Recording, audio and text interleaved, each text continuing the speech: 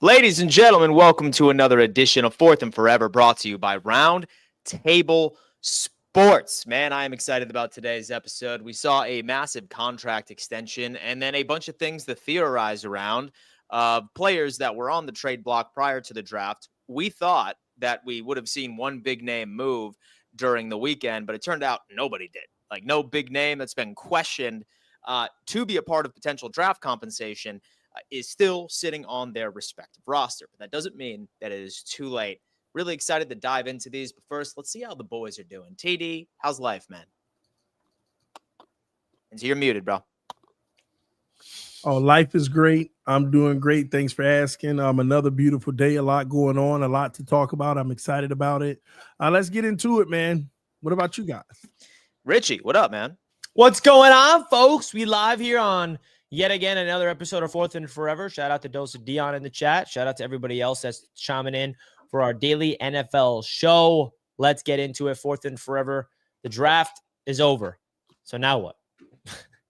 So now we finally have a good understanding of where teams are going to be. In fact, I just did a full season simulation like online, and I posted it on my X account, which includes all of the final divisional standings across the league, including the playoff picture in 2025, in case any of you guys are interested in peeping at it. But hey, it's a solid time, and it's just speculation city, man.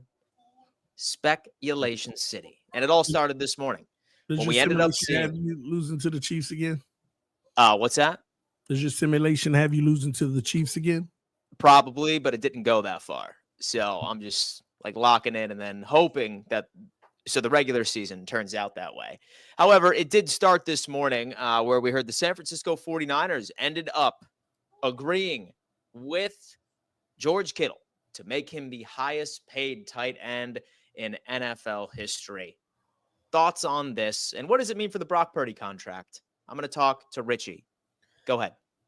Yeah, this is kind of shocking.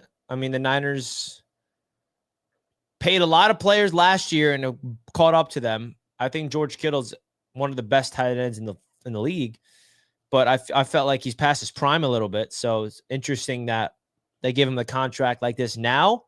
I know he's up there in age. Some tight ends can play well into their 30s.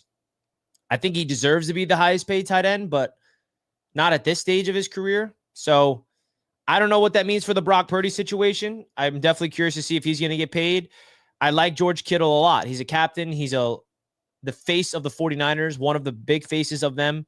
So I'm excited to see what he looks like after getting the highest paid contract in the league at that position, man. And big shout out to Gardner Corner, who is a big Jets fan, baby, giving us a $5 super chat. Shout out to Roundtable Sports. We appreciate you big time. Shout out to everybody tuning into the chat. And a big shout out to Gardner Corner, the best corner in football, is about to reclaim that position this year. Oh, good God. Good God. TD, thoughts on the George Kittle contract and what it means for the pending Brock Purdy contract, where they're saying he's next and he will be paid close to $50 million per year average annual salary. Then there you have it. It means nothing. First off, good deal for George Kittle. Congratulations to him. He's been one of the most consistent rocks on the team.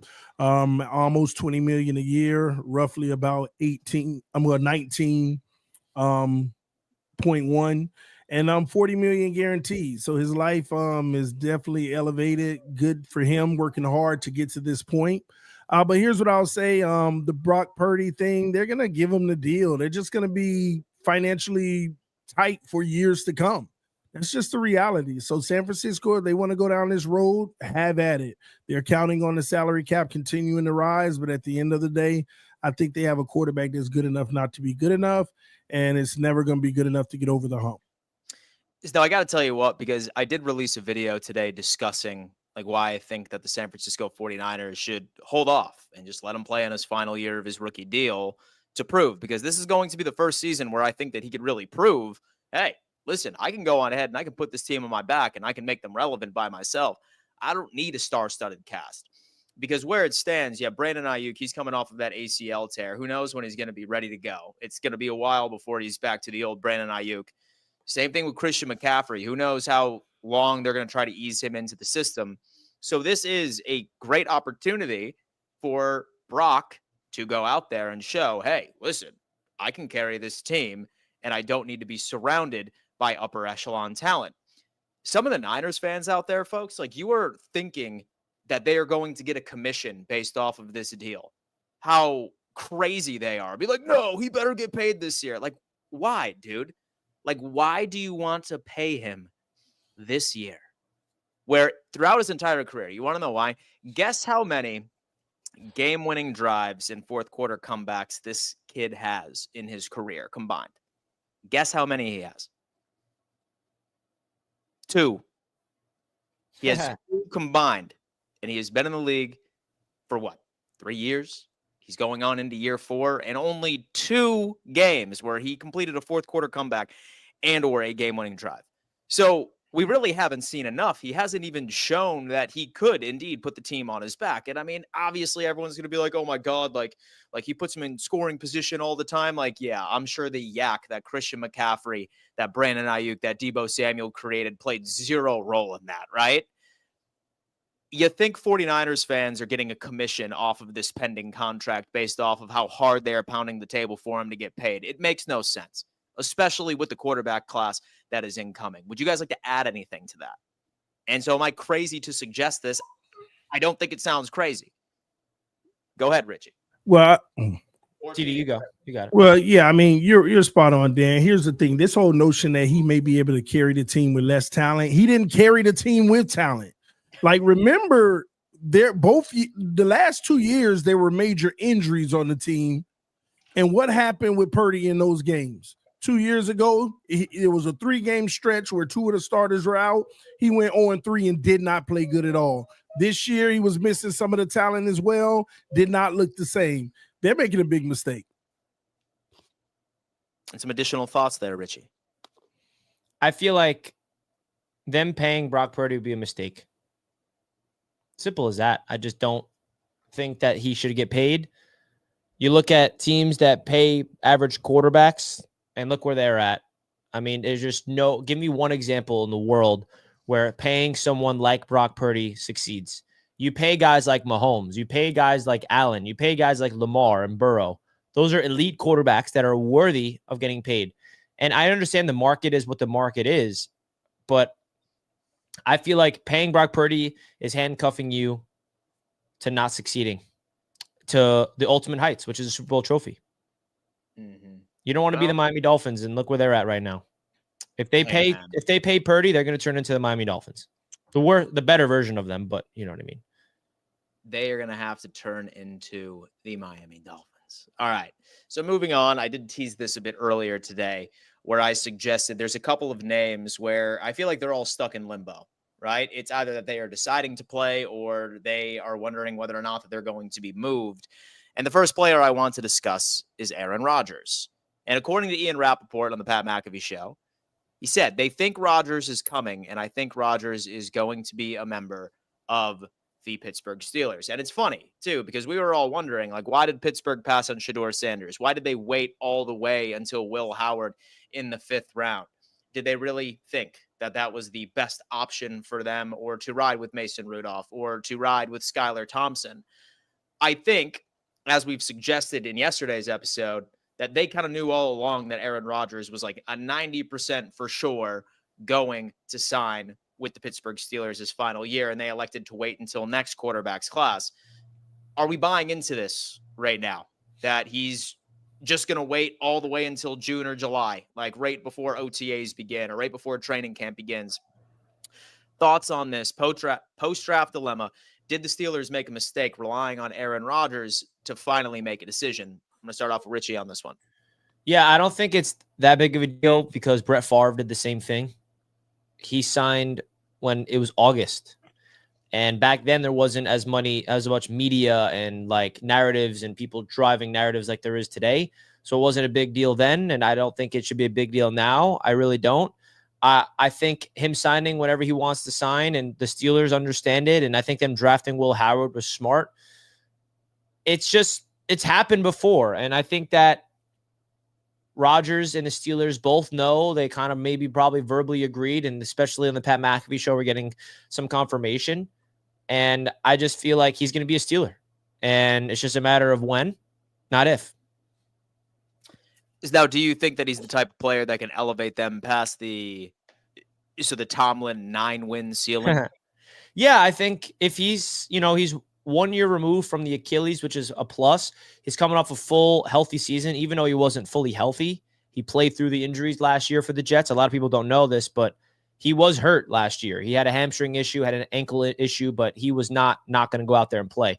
And I think that if he can play fully healthy football with Pittsburgh, I definitely think so. Just from the context that they could win with guys like Mason Rudolph in the past, with Fields, with Russell Wilson. Like, the Steelers have proven to be able to win with those types of guys. So I don't understand why some people think Rodgers can't do the same, if not a little bit better, if he's protected. And the other thing learning about Rodgers is everybody around him has got to be kind of seeing the game through his eyes. So there is a world where it may not work. And I think there is something that we have to talk about from the other perspective here. In order for Aaron Rodgers and offense to click, the game needs to be played his way. And I don't think the Steelers are going to play his way. That's the one question mark I do have with the relationship and the partnership of Aaron Rodgers and the Steelers, because Rodgers is going to have to learn the Steelers way, that's the only way it's going to work. There's no way they're going to cater to him. I think it'll be a blend of both here, but Rodgers is very particular with the way he plays the quarterback position. DK Metcalf is going to have to get on the same page with them without a lot of chemistry. We saw them throwing the football together off the field already, so they're trying to get on the same page. But Aaron is very detailed, and if you're not on your details, the offense won't really work. But I do trust the coaches of Tomlin and Arthur Smith to get this whole thing worked out, and I think Aaron Rodgers will definitely help the Steelers get over that 9-win hump. But I had to bring up some concerns, of course. So I think it's sort of silly when people think that he's just going to completely fall off of a cliff from last year. I have a list of quarterbacks that Aaron Rodgers threw more passing touchdowns than in 2024. He threw 28 touchdowns, which is more than Patrick Mahomes, which is more than Jaden Daniels, which is more than Jordan Love, more than Justin Herbert, more than Brock Purdy, more than Matthew Stafford, more than CJ Stroud. He threw the exact same amount of touchdowns as Josh Allen, who ultimately ended up winning the MVP last year. So I still think he has something in the tank, and I do think that he would improve the Pittsburgh Steelers. TD, thoughts? First off, don't compare Aaron Rodgers to Josh Allen. Aaron Rodgers is a Hall of Famer. Second off, listen, Aaron Rodgers is going to Pittsburgh. I don't understand what Richie's talking about. There ain't no disconnect on offense. What has Pittsburgh's problem been every year? Offense. It hasn't been defense. That's what keeps them alive, is the defense. So they need to go a new way. It needs to be the Aaron Rodgers way. They don't need to continue this same old run the football, go balls all day in Pittsburgh. They need to mix it up, and that's what they need to come to the realization of, because that's what's holding this team back. The constant barrage of non-consistent offense and lack of explosive offense. That's the reality of what it is. Mike Tomlin has been fine with just punting the ball, playing field position his whole career, letting the defense be great, but not ever taking it to a team offensively on a consistent basis. So that's what they need. And Aaron Rodgers will be a Steeler. And for any crazy reason he doesn't become a Steeler, at least now they know they have a contingency plan potentially in Kirk Cousins. So don't rule that out either. So a contingency plan with Kirk Cousins. And yeah, to answer your question, Dan, absolutely he could take him past the Mike Tomlin-led regime. Aaron Rodgers, and they know 9 wins. Aaron Rodgers can get him 12. Yeah. He can get 12. He could. Yeah, man. Now that the Pittsburgh Steelers could easily beat a team like Buffalo in the playoffs and get to the championship round. But it's that simple. Oh man, we're beginning as we try to manifest a Bills failure this year. Don't worry. It's inevitable. Interesting to note now that the schedule is upon us. The Jets play the Steelers this year at MetLife. So you already know that's going to be week 1 Monday Night Football, right? Oh yeah. Jets Steelers, come on. Yeah. Aaron Rodgers. Fields versus his old team, Rodgers versus his old team. I mean, that is like straight out of week one, Monday night. Third straight year the Jets are on Monday Night Rodgers Football. about to hang up like 7 passing touchdowns and just go nuts. Obliterate him. He's about to go crazy. Don't you mean Fields is about to put up 7 total? 5 on the ground, 3 on the air? Richie. Stop, Richie. Come on, man. 5 on the ground, man. We already got that. 5 rushing touchdowns. All right, so next post-draft dilemma, we have our good friend Kirk Cousins. All right, like he was saying that he wanted to wait to see what the quarterback situation was for all of the potential teams that he could go to. And I'm kind of having a difficult place to pin him on right now because I do think that Aaron Rodgers is going to sign with the Pittsburgh Steelers. And the Cleveland Browns literally have everyone on earth in their quarterback room right now. All right, so I feel like the Pittsburgh Steelers are completely the Cleveland Browns are off of the table as well.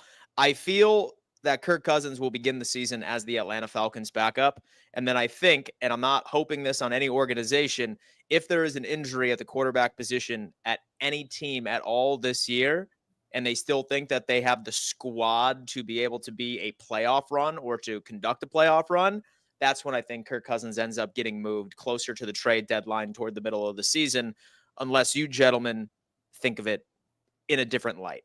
I'm going to start off with Richie on this one. I don't really think Kirk Cousins has anything left in the tank. I still believe that. I don't understand why.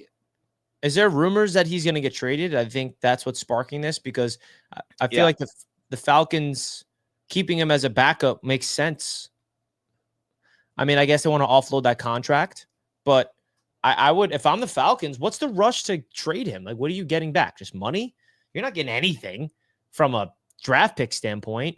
If I'm Atlanta, you went all in on defense in the draft. You have the offensive system in place. You have the playmakers in place. You got your young quarterback. Keep Kirk Cousins there. Let him be there with Michael Penix to lean on. And if unfortunately Penix goes down, your season's not done. I don't understand this whole notion. I've always been this way. The rumors around backup quarterbacks getting traded. The only way Kirk Cousins gets traded, what team wants to trade for Kirk Cousins to be their backup? Because no one's trading for him to be their starter. Is there a team out there that I'm missing that would trade for Kirk Cousins to be QB1?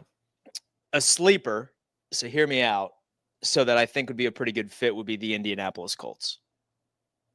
And so I think Kirk Cousins would automatically be the best quarterback on the roster. Yeah. What team? So the Colts. Yeah. So it's either Anthony Richardson or Daniel Jones. I feel like that's his best opportunity to start. So it would be Indianapolis. Yeah, but it would have to be, in camp or something. They're going to at least give their guy every opportunity. And if it just looks bad, then they'll probably make a move. But that's the problem that guys like Kirk Cousins are in right now. Everybody's kind of almost situated with the quarterback position with the exception of Pittsburgh. Even the Saints, and the Saints, I know they get a rookie, but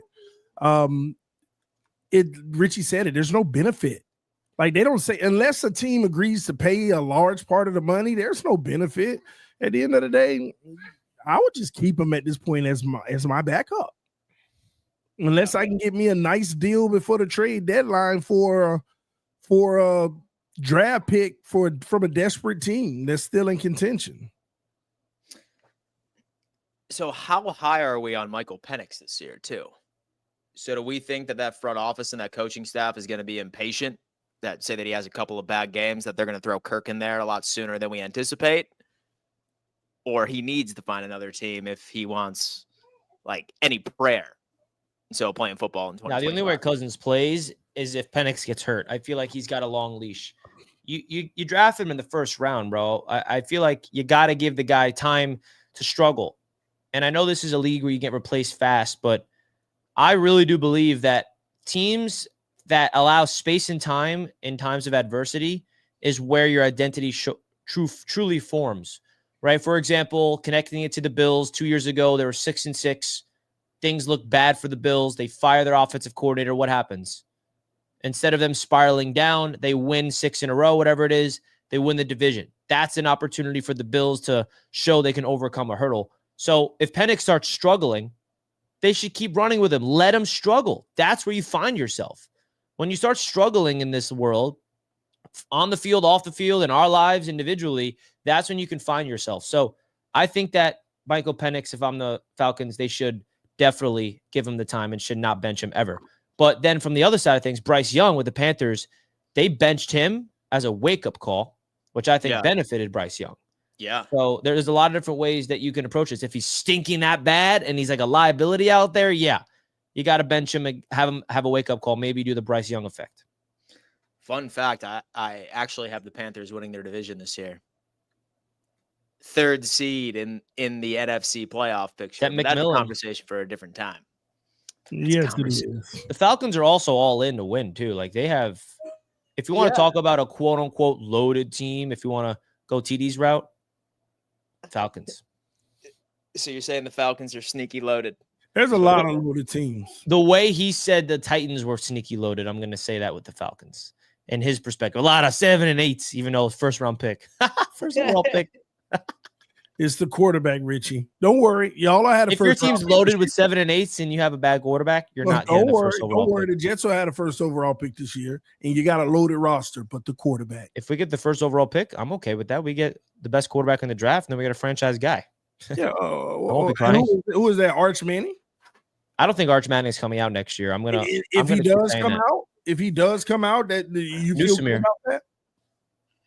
If I feel good about Arch Manning, if he comes out, do I feel good? Yeah. Oh, so the guy who couldn't beat out Quinn Ewers in college. See, I knew you were setting this up. That's right. We're gonna hear this forever. Quarterback out of Texas. That's right.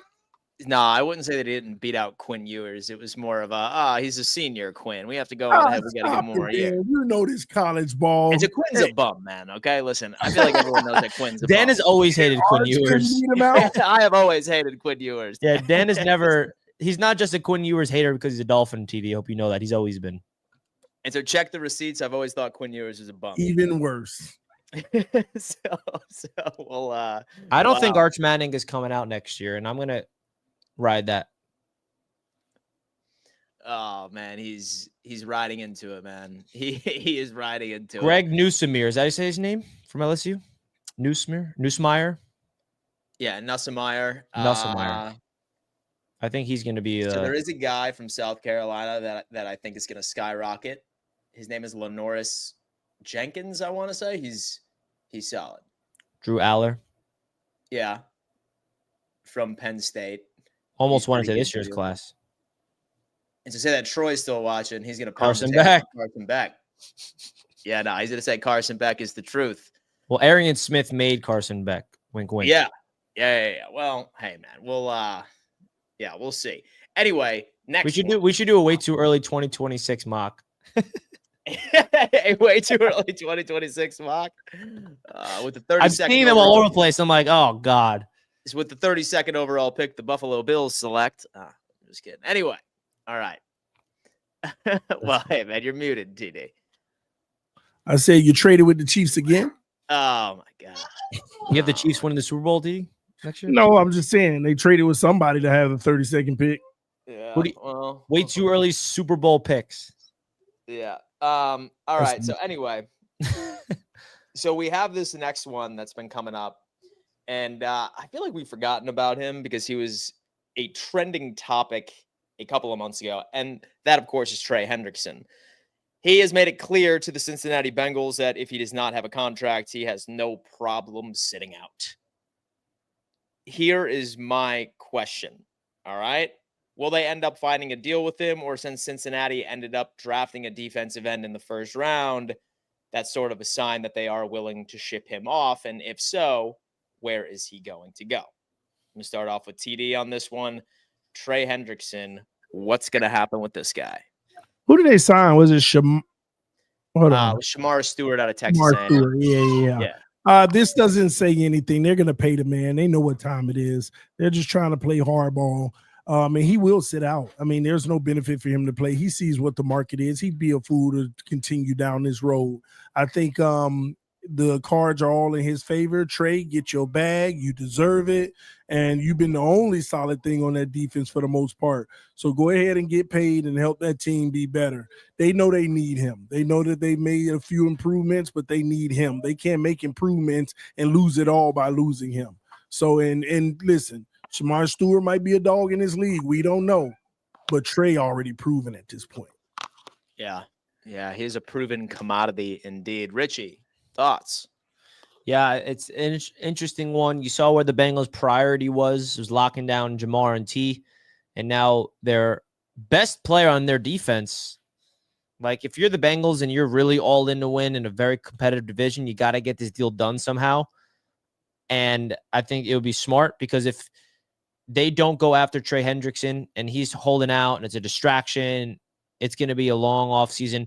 But this can also get drawn out. This could be the T. Higgins situation last year. Remember, he didn't show up and then eventually did for the season. You never know what that can be like. So we'll see. I think Shedeur Stewart and Trey Hendrickson could be a really fun defensive line duo, but they got to figure out a contract between them both. ASAP. ASAP, Trey Hendrickson.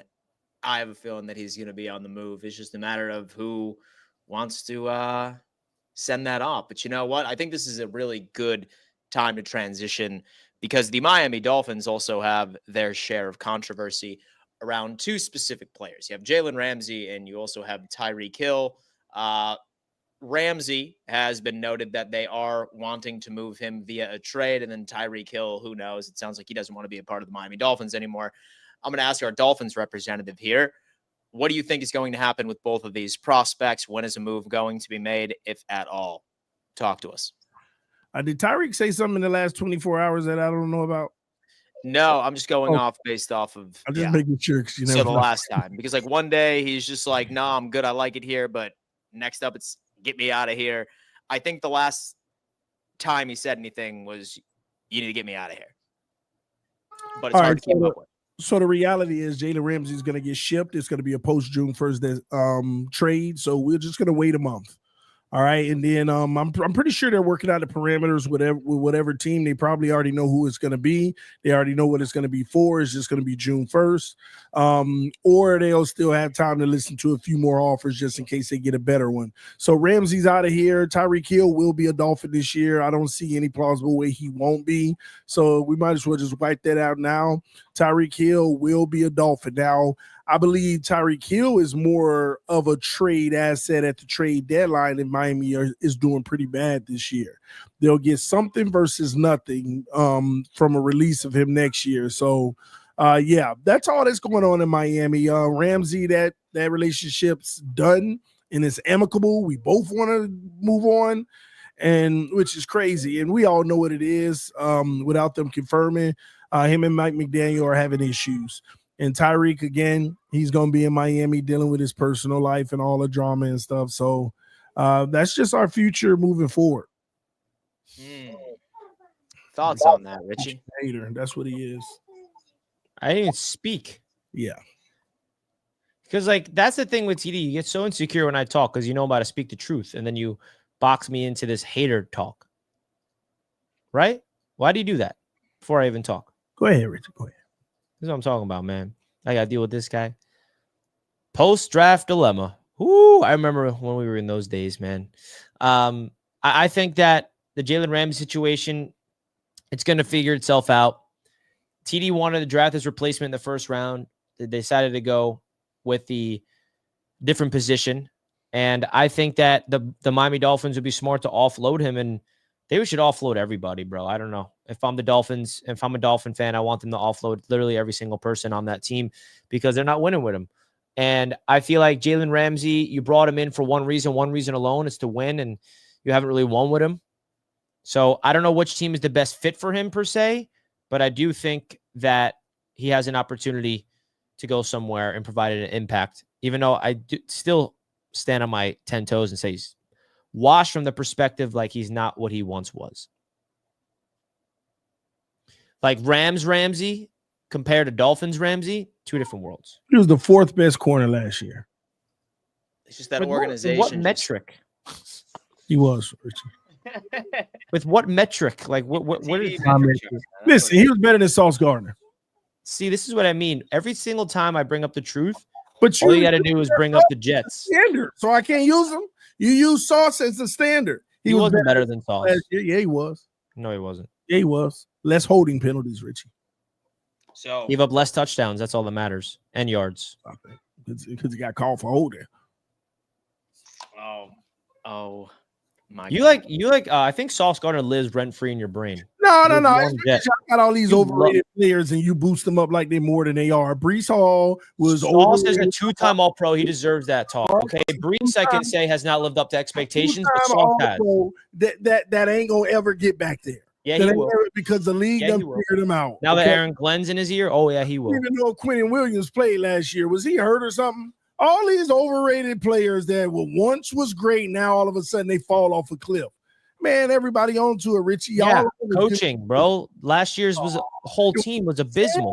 Coach, it was before when they were all pros. I don't want to hear that. It was not the same coaching. We fired the head coach, and last year was just a complete disaster.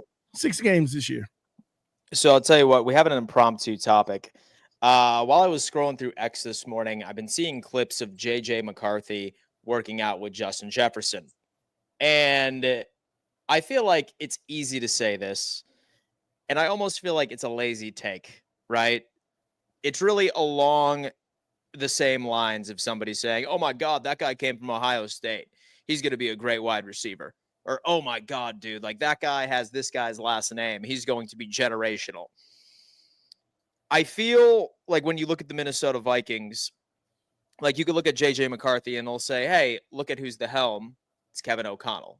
And he has made less than quarterbacks perform very, very well. But I kind of want to ask you guys, what are realistic expectations for JJ McCarthy entering in his first year as a starter? I look at it as a true rookie season. I don't think it's going to be as beautiful as last year because as much as we like to criticize, of course, Sam Darnold, he was a veteran, right? So he did have those growing pains. He did understand the league. I think JJ is being thrown into the Wolves, a very talented team, a solid head coach. I'm going to go over to Richie on this one. Would you say that it's dangerous to expect that the Vikings will have a similar season as they did in 2024 with a rookie QB or a redshirt rookie QB taking over those responsibilities? Yeah, I think 100%. Sam Darnold is better than JJ McCarthy. So I think there's going to be a big regress in Minnesota. JJ McCarthy hasn't played a snap in the NFL, and I'm going to expect him to match what Sam Darnold did last year. Am I crazy for saying that? I'm sick of the people that just like take all the credit away from Sam and give all the credit in the world to O'Connell and everything around Sam. Sam did nothing. It was everything around him. JJ is going to be a solid pro. I think that the Vikings are going to have a winning season, and I think they're going to make the playoffs, but they're not going to win 14 games. And he's not going to have the same season as he did there. The big question is, will JJ do what Sam didn't do, which is step up in the playoffs? Like if they go to the playoffs with 10 wins or 11 wins, and JJ doesn't have as good as a season, but they win some playoff games, then yeah, that's more important than what Sam did. So I think that's my perspective of it personally. It's what you got, TD. First of all, Richie, you don't know if Sam Darnold is better than JJ McCarthy. You're making that assumption. He might come light it up. Also, JJ McCarthy, his leash is going to be long. Again, they believe in him. Don't forget when they drafted him, he was supposed to be the guy, but he got hurt. At the end of the day, I'm going to listen to Justin Jefferson. The man said before he got hurt, he looked real good. So I'm going to go off of that, man. I'm going to trust Justin Jefferson and his word for the time being until I see otherwise. But I'm excited to see what he brings to the table. He may come out there and bomb it. Oh, such a shame. But he might come out there and light it up. I have no take on this man. All I'm going to say is give him his fair opportunity. He might end up being a top 10 quarterback in year one. We don't know. But time always tells. Time always tells, bro. Indeed. it's funny because that division, specifically in the NFC North, I think has a lot of storylines attached to it. So the Detroit Lions, while returning the vast majority of their personnel, they saw a massive overhaul in their their coaching staff, losing both coordinators to head coaching positions. Then obviously you have the Minnesota Vikings with the McCarthy conversation, and of course with the Green Bay Packers, they are always going to be there. But one team specifically who I think all three of us were pretty high on last offseason, but were largely disappointed, is the Chicago Bears. They have a brand new head coach. They were very busy during free agency, revamping their offensive line, and they ultimately end up grabbing two more pass catchers for Caleb Williams. Have a Colson Loveland from Michigan in the first round, and then a Luther Bird in the third as their second round pick, as well as even more with the offensive tackles, and then also some more additions right to their secondary. Is it an overreaction based off of their offseason to label the Bears a threat to the NFC North? I'm going to start off with TD on this one. Would you consider the Bears to be a threat to win that division this year? Yeah, I mean, it's up in the air. You got, the Lions losing both coordinators. You got the Vikings, new quarterback. Green Bay, they still stuck in that mid area right there, can't get over the hump. So, yeah, the Bears have done a lot this offseason. They could be prime, but it's all going to hinge on Caleb Williams. Is he going to break out? A lot of the reason why they were losing wasn't solely because of him. So, they've done enough to put around him. I thought the team was good last year, and all they've done is gotten better. So this is going to be the ultimate year of a test. If you can't do it now, at least be top two in the division, then this whole thing, I fear, is going to be hard to work out long term. So, yeah, you can look at that. But this division, it could be any teams. It could be any one of these teams. So I think it's more so, you get to week 4, then you start saying, this is what we're seeing. So it's hard to predict right now. And I'm telling you, get ready for the fall of the Lions. Nobody have to believe it. I think that they're going to drop down about 3 games and get in that mid like everybody else. So, yeah, this is a division that's up for grabs, and the Bears, just like all of them, have a rightful stake at it. The fall of the Detroit Lions in 2025. Ooh. Richie, would it be delusional to say that the Chicago Bears are now a real threat to the NFC North? I do like that, Dan. I'm a fan of the Bears this year. I really am. I believe in Ben Johnson and Caleb Williams combination. I think that last year was the perfect example of a coaching issue. And I think the hire of Ben Johnson was perfect. I'm a big fan of Caleb Williams. I think that he's the one quarterback that everyone's forgetting about that's about to break out. I think there's no one talking about the Caleb Williams breakout part. And he was a first overall pick. Everyone's obsessed with Jaden Daniels, as they should, because he had such a tremendous year last year. But I think that Caleb Williams is about to live up to the first overall pick hype. He's not going to be like a Trevor Lawrence first overall pick where he's never lived up to the hype. I think Caleb Williams will. And I think that this is the year where it's going to happen. And then in year 2 in the system is where he's going to be in MVP conversations. That's how much I think Caleb Williams is going to be a talented player in this league. And he's not going to be the MVP conversation this year, but I think in year 2 of the system, year 3 in the NFL is where he's really going to break out. I don't know if I'm ready to say they're going to win the division because I don't agree with TD on the drop off of the Lions. I think the Lions still have that culture. I still think they have a lot of talent on that roster. I still believe in the weaponry that they built with Jahmyr Gibbs and Laporta, Amon-Ra St. Brown, and Jamison Williams, and their offensive line, and Jared Goff, and their players on their defense. I'm not ready to say they're going to be just a bad team all of a sudden. And then you got the Green Bay Packers, finally drafted a first-round pick. Shout out Matthew Golden, friend of the show. And the Minnesota Vikings. So the NFC North is definitely going to be fun to see, fun to watch this year. Oh, I forgot Matthew Golden was a friend of the show. Wow, look at that. So many friends of the show. He's my elevator buddy. Oh, man. He's your elevator buddy. All right, folks. Well, that's going to have to do it for another edition of Fourth and Forever. Folks, we're live Monday through Friday at 2 p.m. EST, bringing you all of the NFL news, rumors, hot takes galore. So if, for example, you are new here, please do us a favor. While you subscribe, turn on those bell notifications so you have an opportunity of meeting us live during these thoughts. One more thing. Thoughts on the NFL City Connect jersey. Where is Bob? I'm very excited to see where the Buffalo Bills launch their new jersey. I'm very curious to see what combo that we roll with during that one time. And Bob is at home. I am currently on the road. I am in a hotel, and I do not travel with Bob. Are you familiar with the City Connect jerseys tail, though? No. It's pretty cool. So it's called Rivalries. Yeah. And only 2 divisions are getting them, and the AFC East is one of the divisions. So it's a new uniform that's getting launched that our division's getting, and I forgot the other one. And then they're going to do 2 divisions per year for 4 years. So luckily for us, we get to be the debuts of them. So I'm excited. Okay. I don't really know what they're going to look like. It's very similar to the NBA and MLB have it. They call the City Connect shirt jerseys, where the city kind of gets to embody themselves and express themselves on a uniform. They call it the City Edition. And then I forgot what they call it in baseball. Maybe it's the same thing. But in football, they're calling it the Rivalries. And they're doing it for division games. So I think it's cool. Were we confirmed though, Richie? I know the promo showed. Yes, we were confirmed. AFC East is confirmed. Okay. Yeah. So we're getting it this year. Nice. The Bills are probably going to be like wings. It's wings incorporated with it, you know? Why? The numbers are, I don't know.